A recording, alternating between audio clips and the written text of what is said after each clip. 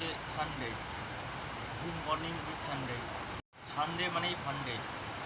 আমরা রোজ প্রতিদিন কাজ করি, আর শেষে রোববারে আমরা ফ্রি হই, নিজের পরিবারের সাথে ঘুরতে যাই, বাচ্চারা খেলাধুলা করে। যদি আমি নিজের কথা বলি, সানডেতে মানে প্রতি রোববার করে আমার টিউশন থাকতো, সকালে টিউশনে যেতাম আমি। আমার একদম ভালো লাগতো না। আপনাদের মধ্যে কার কার টিউশন থাকতো রোববারে প্লিজ কমেন্টে জানাবেন। আর রোববারে একটা স্পেশালিটি হলো এদিন আমার বাড়িতে মাংস হয়, কোনোদিন খাসির মাংস, কোনোদিন মুরগির মাংস। আমার তো মুরগির মাংস বেশি ভালো লাগে। আপনাদের কোন মাংস ভালো লাগে? আর রোববার শেষ হলে আবার পরের দিন সোমবার, মানে আবার সে কাজে ফিরে যাওয়া, আবার সে ব্যস্ত জীবনে ফিরে যাওয়া। আপনাদের কার কার সোমবার ভালো লাগে না কমেন্টে জানাবেন। আর একটা সমীক্ষাতে জানা গেছে, মানে মানুষ সোমবার বেশি স্ট্রেস ফিল করে, মানে আবার থেকে কাজে যেতে হয়, আবার থেকে ব্যস্ত জীবনে ফিরে যেতে হয়।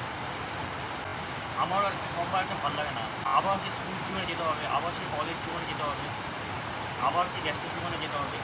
কিন্তু আমি সবসময় অপেক্ষা করি কবে যে রোববার আসবে, রোববার আমি ফ্রি থাকবো, ঘরের মধ্যে কোনো ক্রিয়েটিভ কাজ করবো, ব্লগ বানাবো, এই আর কি। আমার ছোটো বার্তা। তবে এই বার্তা দিয়ে পরে আমি একটা কথা বলতে চাই কি, যে 23 তারিখ থেকে আমার ক্লাস শুরু হচ্ছে, আমি আবার বোলপুর যাব।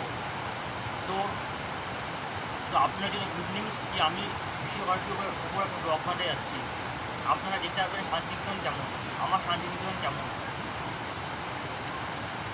তো আমি সেখানে আছি 20 অথবা 21 তারিখ, আর 23 তারিখ থেকে আমার ক্লাস। আমি উপর এক্সাইটেড যে আবার আমি ক্লাস করবো, আবার আমি শান্তিনিকেতনে ঘুরে বেড়াবো, মজাই মজা। শীঘ্রই আমি শান্তিনিকেতনের ওপর ব্লগ বানাবো, আপনারা সেই ব্লগ দেখবেন। তো আজকের ব্লগ এটুকুই ছিল। যদি আমার ব্লগটি ভালো লেগে থাকে তাহলে এই ভিডিওটিতে এক লাইক করুন এবং আমার চ্যানেলটি সাবস্ক্রাইব করে বেল আইকনে ক্লিক করুন।